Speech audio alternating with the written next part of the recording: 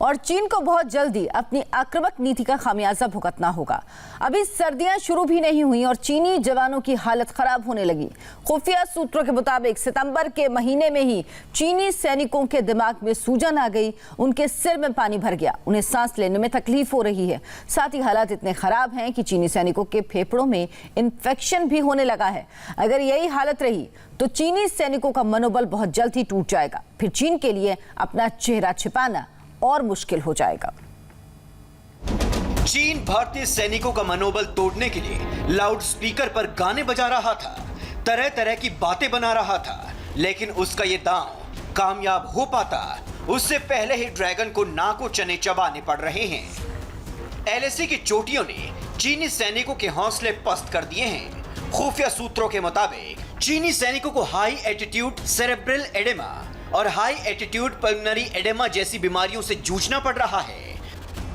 अब आपको बताते हैं कि दो घातक बीमारियां कैसे चीनी सैनिकों को अंदर ही अंदर बीमार कर रही हैं। सबसे पहले बात हाई एटीट्यूड सेरेब्रल एडेमा की।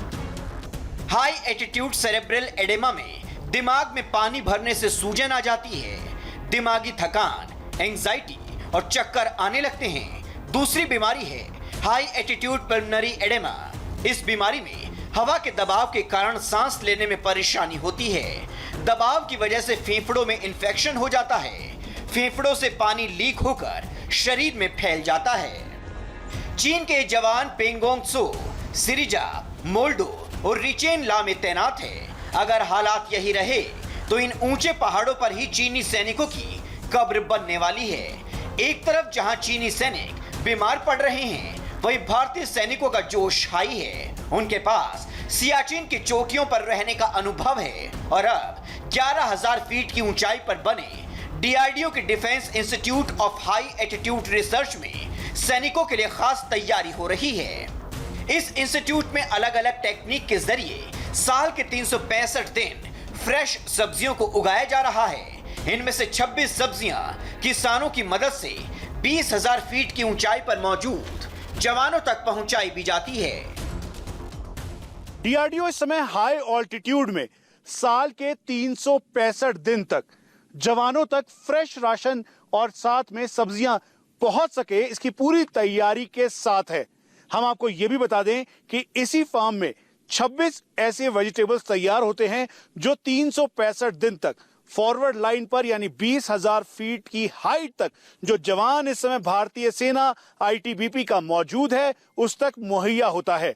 हम इस समय DIHAR में हैं और यहां पर तीनों तरफ जो आप देख रहे हैं वो पॉलीकार्बोनेट ग्रीन हाउस, साथ में यहां पर शीट और सेमी इंच, ये अलग अलग तरीके के ग्रीन हाउस हैं जहां पर ठंड यानी बर्फ पड़ने के बाद जब तापमान -10, -20, -30 हो जाता है, दरअसल यहां पर फ्रेश वेजिटेबल्स को उगाया जाता है, फार्मर्स को बताया जाता है और इसके जरिए लाइन ऑफ एक्चुअल कंट्रोल पर तैनात जवानों तक फ्रेश वेजिटेबल मुहैया होता है। वैसे तो लद्दाख में हमने हमारे इस इंस्टीट्यूट ने दिखा दिया है कि लद्दाख में हम 101 तरह के सब्जियां उगा सकते हैं, लेकिन उसका ट्रांसफर ऑफ टेक्नोलॉजी हम किसानों को करते हैं और वो किसान बल्क में प्रोड्यूस करके फिर वो अपने कोऑपरेटिव सोसाइटीज के थ्रू आर्मी को सप्लाई करते हैं। तो अभी अराउंड 26 टाइप के डिफरेंट वेजिटेबल्स हमारे फार्मर कमर्शियल लेवल पे उगा रहे हैं। लद्दाख में इस वक्त इंफ्रास्ट्रक्चर का काम तेजी से हो रहा है। जहां रोड्स तैयार नहीं हैं, इसीलिए यहां सामान पहुंचाने के लिए जानवरों का सहारा लेना पड़ता है। लेकिन हर जानवर इतनी ऊंचाई पर पहुंच नहीं सकता। इसके लिए डीआरडीओ की वेटनरी यूनिट ने कुछ खास तरह के ऊंटों का इंतजाम किया है। ये 2 हंप वाले ऊंट हैं जो आसानी से सामान को डिलीवर कर सकते हैं। ये अपने आप में बहुत ही खास है क्योंकि दुनिया में बहुत ही कम जगहों पर 2 कुबड़ वाले ऊंट पाए जाते हैं। भारत में आपको बता दें एक जगह है जिसे नुब्रा वैली कहा जाता है, वो लद्दाख का हिस्सा है। सिर्फ इसी जगह में ही, इसी इलाके में ही ये 2 कुबड़ वाले यानी डबल हम्प कैमल्स जिसे कहा जाता है मिलते हैं। लेकिन आखिरकार डीआरडीओ के संस्थान में इनको क्यों रखा गया है और क्या वजह है कि इनको यहाँ पर कुछ खास ट्रेनिंग दी जा रही है, बताने के लिए हमारे साथ आर्मी के वेट कर्नल मनोज बत्रा है। आर्मी जो है वो बहुत समय से कर रही है और इनका इस्तेमाल जो है वो सामान और हर तरह का ज़रूरत का सामान आर्मी के लिए ढोने के लिए किया जाता है। जहां भी सड़क नहीं पहुंच पाती है वहां हमारे जानवर जो पोस्ट पे रहने वाला जवान है उसके ज़रूरत का सामान पहुंचाती है। कुछ इलाके ईस्टर्न लद्दाख के ऐसे हैं जहां पे कि हमारे जो रूटीन में यूज होने वाले एनिमल्स हैं जैसे कि जंस्कार पोनी या जीएस म्यूल, जहां वो नहीं सक्सेसफुल हैं, उन इलाकों में इस्तेमाल में लाने के लिए हमने ये कैमल के ऊपर ट्रायल शुरू किया।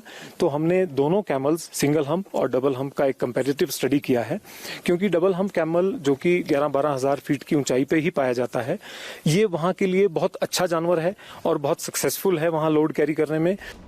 सेना की तैयारी पूरी है।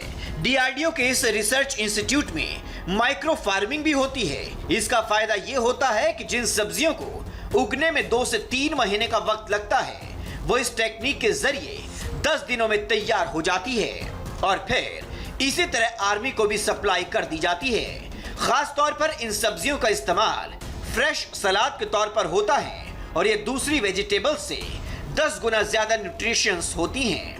कैमरा पर्सन जहान शर्मा, चंद्रभान प्रसाद के साथ मनीष प्रसाद और अमित पालित की रिपोर्ट।